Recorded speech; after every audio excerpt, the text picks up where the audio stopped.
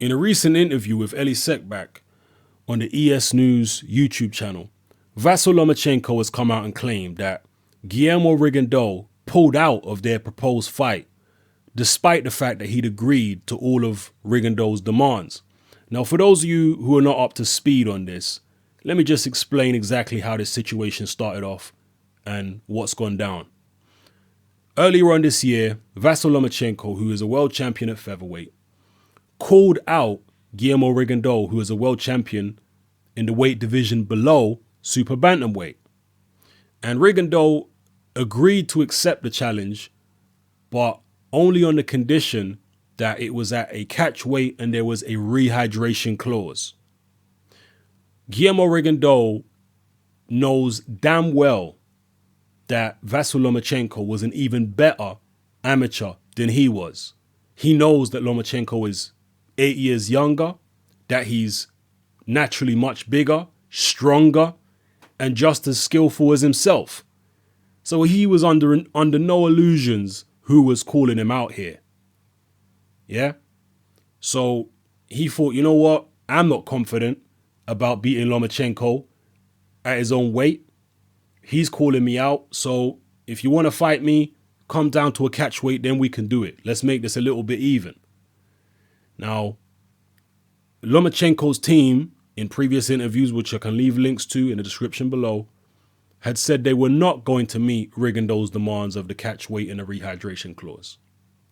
And they were going back and forth negotiating, and there were several articles and interviews posted online, which you can easily go Google, where they were going back and forth about the negotiation.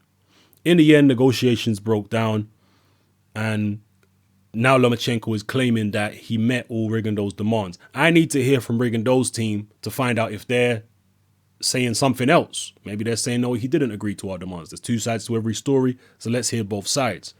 But it's obvious and clear that Rigondeaux was very aware of how serious the threat of Lomachenko was. That's why he wanted to weaken him, to bring him down in weight if they were to fight. Okay? Now, I've been very consistent with this over the years and in all my videos. I've never had a problem with catch weights. All the time that Manny Pacquiao was doing catch weights, I never criticized him for catch weights. The only issue I have with catch weights is if it's a catch weight fight for a world title. I do have an issue with that. Don't put the world title on the line. Just make it a non-title fight and have the catch weight. I'm cool with that. Yeah? But when there's a world titles on the line and there's a catch weight, I don't like that. Another time I had an issue with a catch weight was when Mayweather fought Canelo. But it wasn't the fact that it was a catch weight, per se. And obviously I didn't like the fact it was a title fight. But the main reason I criticized Mayweather for the Canelo catch weight is because Mayweather was being a hypocrite. He'd been ridiculing Pacquiao for all those years for catch weight fights. And then he's going to go turn around and do the exact same thing himself. So, that was off for me. And obviously recently we've had Golovkin talking about a catch weight against Andre Ward, but he's the one who called 3 divisions out. He called out everyone from 154 to 168. And as soon as someone answered the challenge, he wants to talk about catch weights. Well, Guillermo Rigondeaux didn't call out Lomachenko, who's the weight division above him. Lomachenko called him out. A smaller, older man. Yeah? So understand what the situation is. So I ain't got no problem with Rigondeaux saying, all right, I'll fight you, but it has to be a catch weight. No problem with that at all. He knows what he's up against. He knows it's a guy just as skillful as him, who was a better amateur than him, who's naturally bigger, younger, stronger. I mean, shit, And also as well, I've criticized Floyd in terms of his opponents and, obviously the catch weight with Canelo, because Floyd is going around claiming that he's the best fighter of all time. Rigondeaux ain't doing that. He ain't going around saying he's the greatest ever. And if you go around saying you're the best of all time, then those kind of claims demand extraordinary evidence. And therefore, catch weights against Canelo and what have you just don't cut it for me if you're claiming to be the greatest ever. Yeah, that's why I'm holding Mayweather to a higher standard in certain situations, because of the standards that he's claiming the level that he's claiming he's on. Yeah, but Rigondeaux ain't saying I'm the greatest ever or anything like that. He's just sitting there at super bantamweight and he wants to fight the other top fighters at super bantamweight. A guy from the weight division above is now calling him out and saying, come up here and fight me. Rigondeaux's like, no, come down here instead.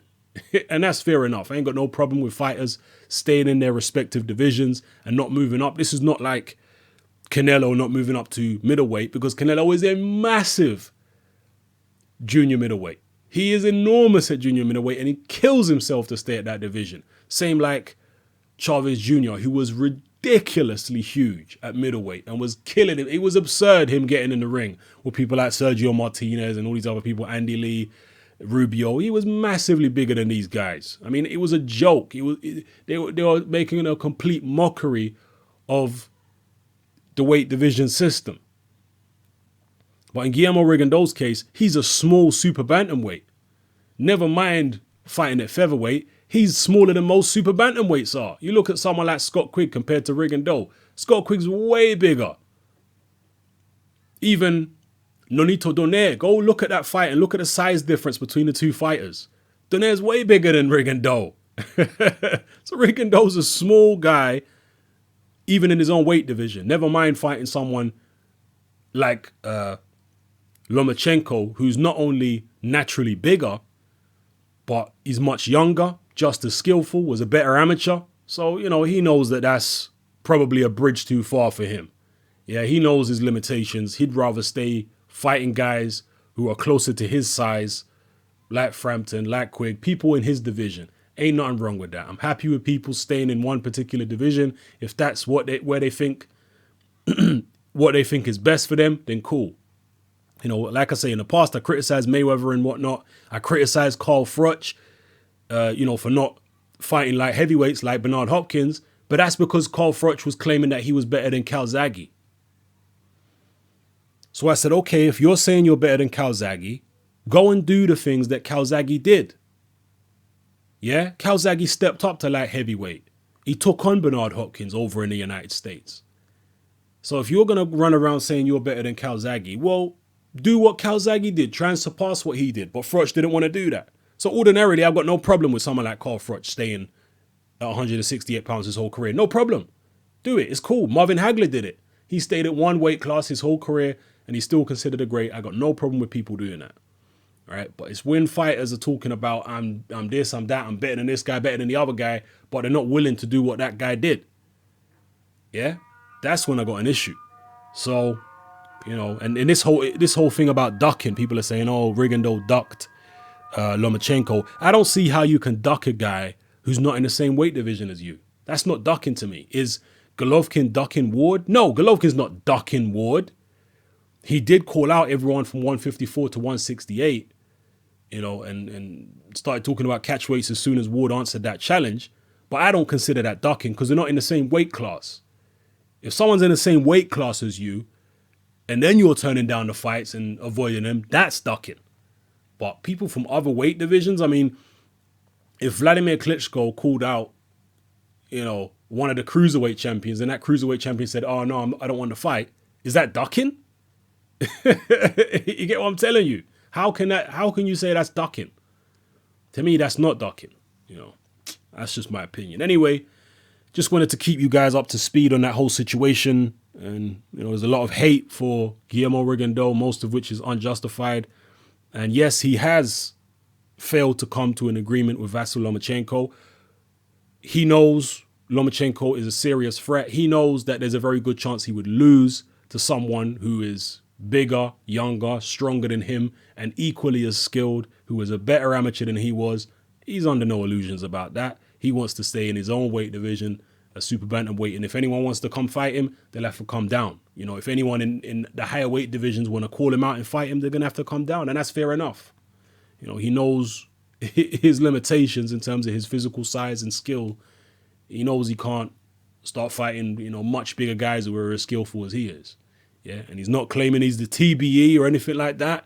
So, you know, that's fair enough as far as I'm concerned. The guys who need to be fighting Rigondeaux and the guys who he should be trying to fight are the guys in his own division, Leo Santa Cruz, Scott Quigg, Carl Frampton, etc. So that's what it is. It's your boy Hatman, I'm out.